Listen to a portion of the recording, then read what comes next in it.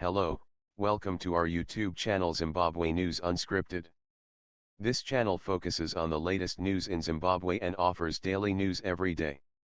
If you would like to get updated daily with news, please consider subscribing and turning on the notification bell. Mnangagwa's Zanu-PF warms to Zimbabwe talks as the country's politics continues to mature. A powerful Zanu-PF bigwig says he is open to the ruling party meeting leading opposition figures outside the political actors' dialogue, Polad, if that will help resolve Zimbabwe's decades-long political and economic challenges.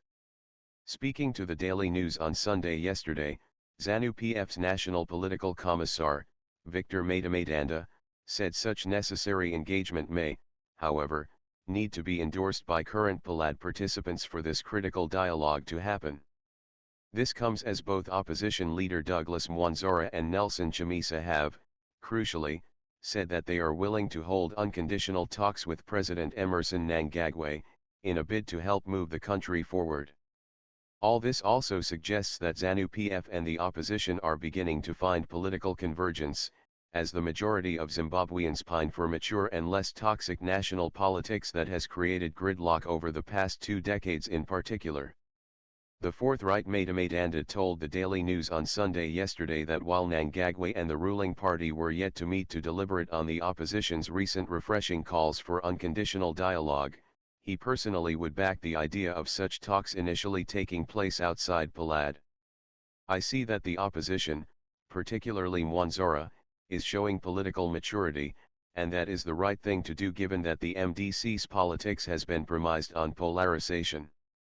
Any discussions can be done anywhere, but they do not become official unless they are done under an established platform, and in our case Polad.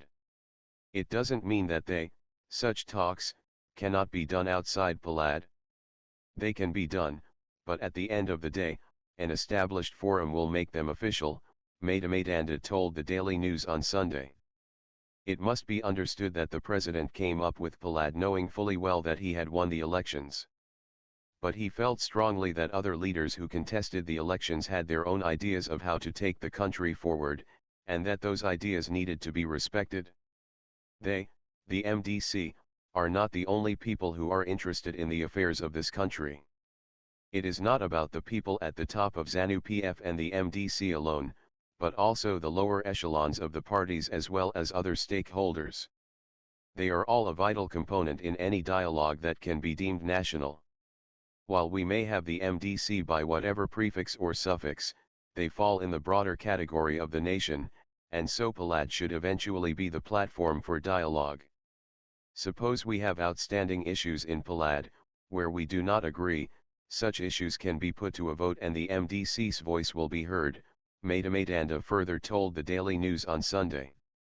We appreciate that Zanu-PF and the MDC might be the biggest political parties, but it does not mean that they are more important than citizens, and so the question of discussion outside Polad, with due respect, is not important if we want to see each other as equal. I hope and trust that MDC leaders come to understand that. Imagine that some stakeholders even suggested an election sabbatical. If such a proposal were to be agreed between Zanu-PF and the MDC, it will not be sustainable because some will cry foul and say they have been left out, Matemadanda added. This comes as Mnangagwa has praised the MDC's new political outlook following Mwonzora's recent pledge to work with both Zanu-PF and other opposition leaders, to end the politics of hate and deep-seated polarization in the country. Upon assuming the leadership of the country's largest opposition party last month, Mwonzora reiterated the need for unity of purpose among political parties, which he said was critical to resolving Zimbabwe's myriad challenges. Last week, Mwonzora further lifted the spirits of long-suffering Zimbabweans when he said he would initiate much-needed national dialogue, which would include other opposition leaders and all key stakeholders in the country.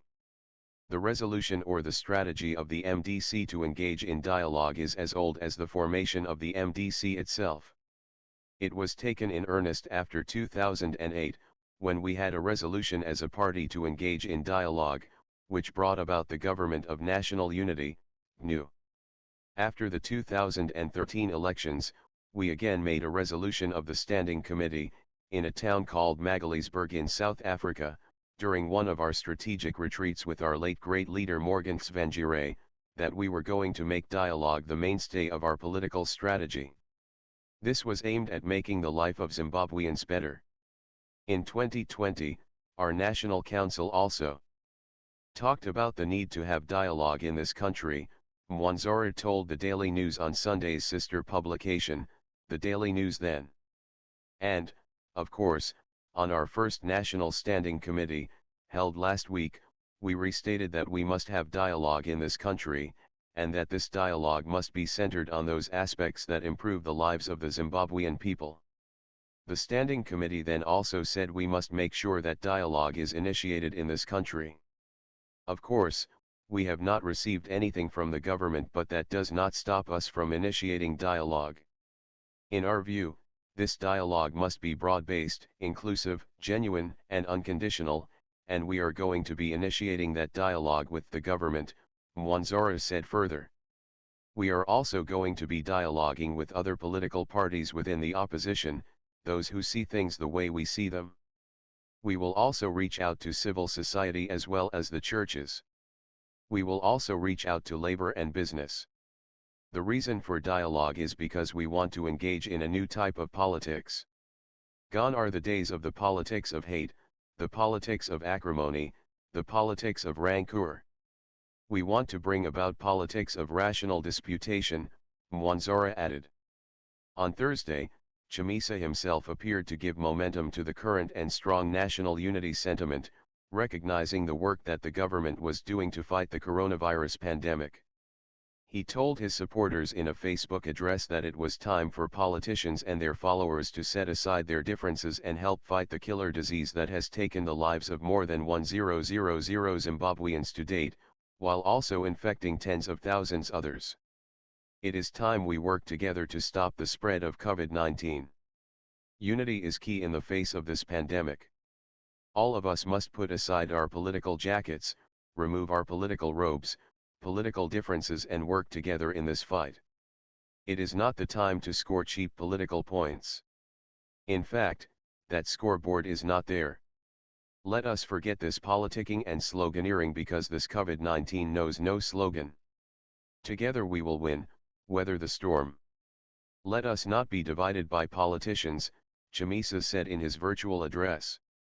Our togetherness will define our collective future. We appreciate the various initiatives by different stakeholders and the government. The response of the Ministry of Health in particular, is noted and appreciated. In this regard, we salute our warriors, the nurses, doctors. We remain indebted to them and their families, he added in his remarks that were notable for their departure from the politics of blame. We also honor our police, the military, and prison and intelligence services as well, as all others who are providing essential services. We also thank our diaspora citizens for donations, assisting our hospitals. I am happy that it is not being politicized and there is no partisan agenda in their distribution, Chamisa also said. Thank you so much for watching this video. Please subscribe if you would like daily updates of Zimbabwean news.